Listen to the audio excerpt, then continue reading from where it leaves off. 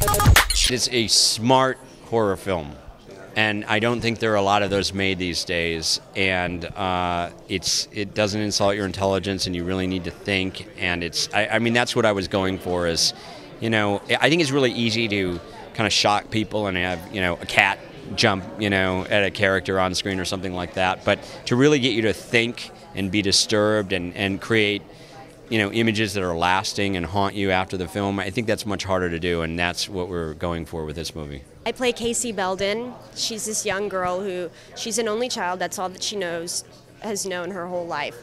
Basically, she starts hallucinating and she starts having these recurring dreams. This little boy is haunting her in a sense. And everywhere she goes, she sees him. Nobody else sees him. Nobody else believes her. Everybody thinks that she is probably going crazy. But she knows that this is what's happening to her. So throughout the movie, basically, it's her journey to find out and to protect herself and to go to any means to find out what's going on and why this is happening to her.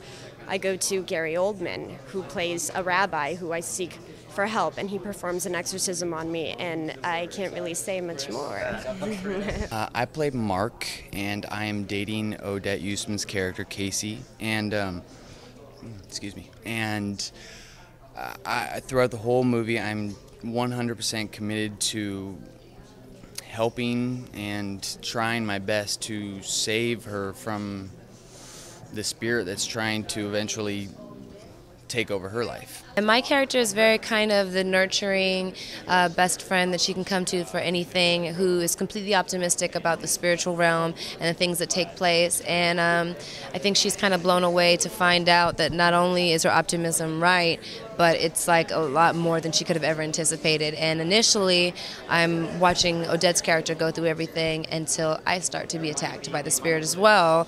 And so it's a pretty crazy ride, and so it's pretty exciting though. I watched The Exorcist when I was 7 years old. Bad idea, don't recommend it, but it really drove me to want to do a horror film. Linda Blair was amazing, and I just slowly am starting those footsteps and baby steps to getting where I want to be, and this movie was really a catalyst for me. I was really excited and given this opportunity because David Goyer, he really brought out a great script, and I was so excited.